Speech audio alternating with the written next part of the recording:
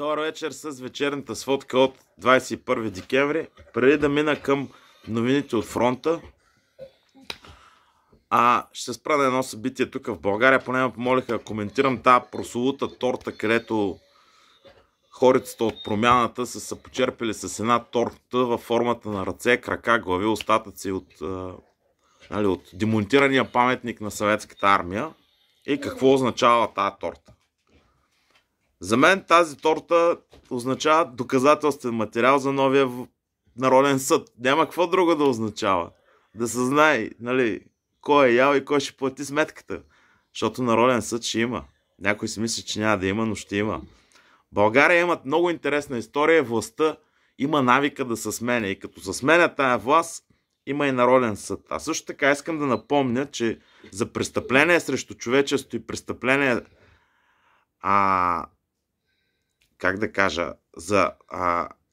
за фашизма, т.е. когато подпомагаш фашистски режим или си колаборационист, извинявам се, също няма давност. И, например, представете се една такава хипотеза. Утре режима в Украйна се обявява за фашистски. Примерно. Абсолютно възможно е. На нашите ширини всичко се случва. И тогава всички тия депутати, депутатчета и депутатченца, които са гласували помощ, автоматично попадат под съд. Обаче забележете, военен съд. За това, че са подпомагали фашистска хунта и фашистски режим.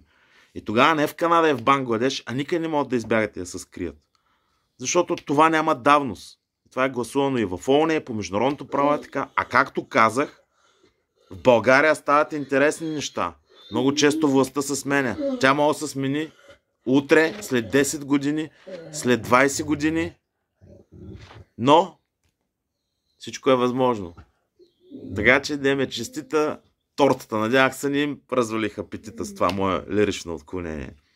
А сега за Украинския фронт. Украинския фронт, нещата аз съм ги публикувал в канала. Основните неща, които се случиха днес и които в момента върви довършителна работа, така да се каже. Това е, че фронта в Бахмут, Артемовск Бахмут се огъна. Богдановка е практически превзета.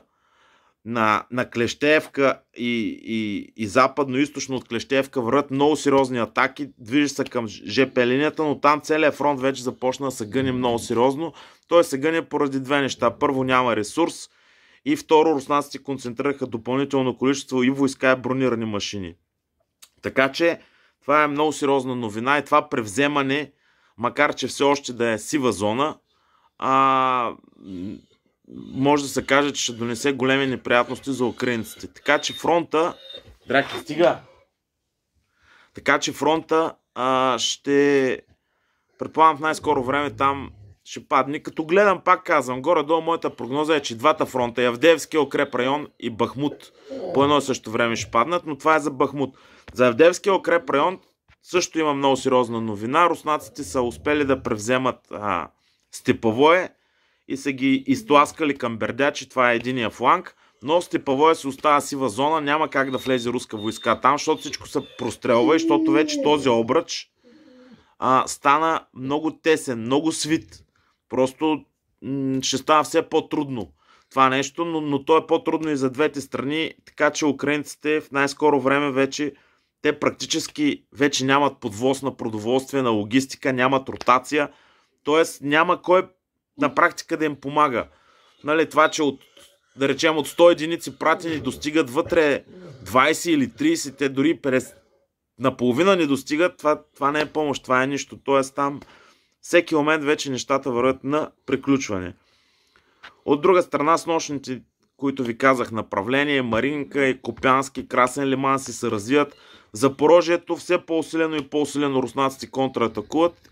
И аз предполагам, че този фронт най-скоро време ще бъде изравнен и ще престане да бъде приоритет и тогава дори руснаците могат да спрат да контратакуват, а те от своя страна да прехвърлят войска и си мислят, че точно това ще стане. Тук в рамките на една седмица до 10 дни те ще прехвърлят войска към другите две направления, към Бахмут и към Авдеевския укреп район. Защото на всички е ясно вече, че падне ли Авдеевския укреп район, практически цялата власт в Украйна ще падне. Тя няма да падне, но ще почне да се занимава с самоизяждане. което го прави в момента, но все пак е по-прикрито и по-умело. Нали? Другото интересно е, че снощи имало много тежки бомбардировки по цяла Украйна. Аз вече не ви информирам за бомбардировките, защото постоянно летят дрони, постоянно има бомбардировки, но понякога са особено тежки. Снощи са били особено тежки ударите. Удрено е практически всичко. Инфраструктура е удрена, и складови са удрени, и артилерийски складови, и какво ли още не. В Кринки се продължава старата агония. Вече откровено навсякъде се пише. Не знам какво става с тия островчета, но продължават да пращат войска. Войската до никъде не стига. Самото село е развалени. Там по последни данни имаше скрили се или спасили се. Вече не знам както ви харесва. Такъв термин използвайте. Около 100-110 украински морски пехотинеца. Но вече днеска излезе информация, че бройката е намалява на 50-60 и че те стоят някъде по мазетата и се крият, защото руснаците упорито все повече и повече бомбардират това село и упорито постоянно удрят катери, които минават реката, излизат клипове с дрони, с FPV дрони. Това, ако за всички други фронтови има някаква логика, за тази касапница, която се случва там, няма абсолютно никаква военна логика. Просто няма такава, липсва. Това е просто като мразиш някой, да го пратиш там, за да умре. Друго обяснение аз нямам. И това е ситуацията с целия украински фронт. От международните новини интересното е, че Американският сенат излезе до 8 януари в почивка и след това ще разглежда каквито и да е помощи за Украйна и за Израел. На всички е ясно, че Украйна е отписана. Израел няма как да бъде отписан. Израел ще си получава помощ извън всякакви съгласуваности. От друга страна, американците официално вече волят тази коалиция, която да пречи на хутите, обаче на практика никой не им пречи на тия хути и те продължават да си гърмят. Защо? Разказвал съм ви. В Израел всичко се е по-старому с леки изключения по границите. Хизбула много сериозно започна да отстрелва и граници, и градове вътре. От друга страна, Хамас също изстреля днеска ракети по Ашкелон и по още други два града. Те нямат кой знае колко сериозни поражения, като обаче Хизбула удари в Шеба израелски поделения. Там си има поражения, там са унищожили и казарми и има ред други разрушения. Сега, тук има един такъв момент. Макар тези удари да са страшно хаотични и макар те да не нанасят разрушение, те буквално спират стопанския цикъл на Израел, спират икономическия живот на Израел. И загубите вече са колосални.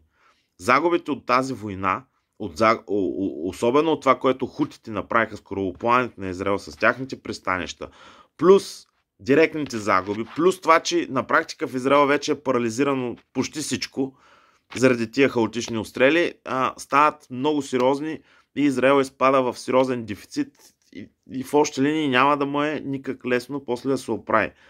Иначе от самия фронт интересният момент е, че в центъра на Газа, аз съм дал в моя канал, вижте картата, евреите са избомбардирали, абсолютно всичко са изравнили с земята и са опитала да влезе войска на Цахал. Хамас е дал съпротивление, но аз мисля, че те ще влязат. Тоест, те отварят в самия център още един вектор на атака. Тоест, те явно ще се опитат централната част на Газа да я разделят на парчета. Както разделиха севера и юга, сега централната част на Газа също ще я разделят на парчета. Това е много добро решение. От военна гледна точка има логика, има мисъл в това нещо. Въпросът е в изпълнението. А като гледам колко неграмотно воюват, просто как да кажа, ще дадат и много жертви и ще стане бавно, защото се оказа, че Цахал са една войска, която не може да воюва. Просто всичко до всякаквото са говорили, са били митови легенди и за нищо не стават. И това е, нали, ситуацията от всички фронти, от всички международни новини. Има и други интересни моменти. Ще се спра по-подробно. А сега забравих само да вметна нещо за проблемите за украинската артилерия. Оказва се, че масово артилерията, която е поставена на Украйна и по стандартите на НАТО, издържа 2500 изстрела, като например гаубицата М3 седмици, а и ред други оръжия. След 2500 изстрела трябва да сменя оръдието. Обаче в такъв конфликт с такава висока интензивност, там разчета не е 30-40 снаряда на ден, а той стига до над 100 снаряда на ден, което на практика означава, че на всеки 2 седмици оръжията се износват и те нямат артилерия. Тоест, натовското оръжие издържа, най-просто казано, 2 седмици или максимум една, ако е още по-голяма интензивността. Това е.